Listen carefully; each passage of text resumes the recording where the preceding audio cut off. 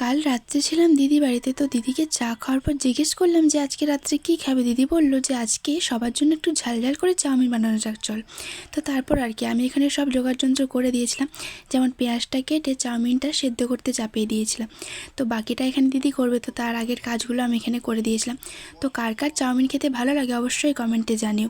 তো আমাদের তো কিনে আনার থেকে বাড়িতে বানিয়ে খেতেই বেশি ভালো লাগে। চাউমিনটা সেদ্ধ হয়ে যাওয়ার পর একটা জায়গায় ঢেলে চাউমিনটাকে গরম জলটা থেকে তুলে নিয়ে ঠান্ডা জলে দিয়ে দিল, এতে চাউমিনটা একটু ঝরঝরে হয়ে যায়। তার মধ্যে একটু তেল মাখিয়ে রেখে দেওয়ার পর দিদি এখানে কড়াইটা প্রথমে ইন্ডাকশানে চাপিয়েছিল, তারপর বললো যে কখন কি হবে ইন্ডাকশানে, চল গ্যাসেই করে নিই। তো তারপর এখানে প্রথমে আমার বোনপো বোনজির জন্য চাউমিনটা রেডি করছে, কারণ ওরা তো বেশি ঝাল খায় না আর আমরা একটু ঝাল ঝাল খেতে ভালোবাসি।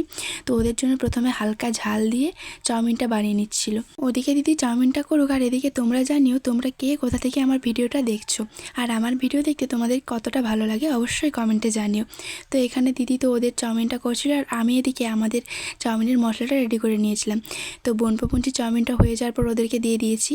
এরপর দিদি আমাদেরটাও ঝাল ঝাল স্পাইসিভাবে বানিয়ে নিয়েছিল, আর যেহেতু মশলাটা আমি রেডি করেছিলাম ঝালটা একটু বেশি দিয়েছিলাম, আর সত্যি খুব ঝাল হয়েছিল। আর এরকম ঝাল খেতে আমাদের বেশ ভালোই লাগে। তো কালারটা দেখতে পাচ্ছ এখানে কীরকম। তো দিদি ওখানে রান্না করতে করতে বলছিল যে তুই একাই খাবি আজকে যা ঝাল দিয়েছিস। আমি বললাম নেই চল আমি একাই খাবো। তারপর আর কি এত টেস্টি হয়েছিল, ঝাল ঝাল স্পাইসি স্পাইসি। কার কার এরকম ঝাল ঝাল খেতে ভালো লাগে অবশ্যই জানিও। তো এরপর এখানে আমি পেঁয়াজ কুচি দিয়ে দিয়েছিলাম, যেহেতু শশা ছিল না তাই ওটা আর দেওয়া হয়নি।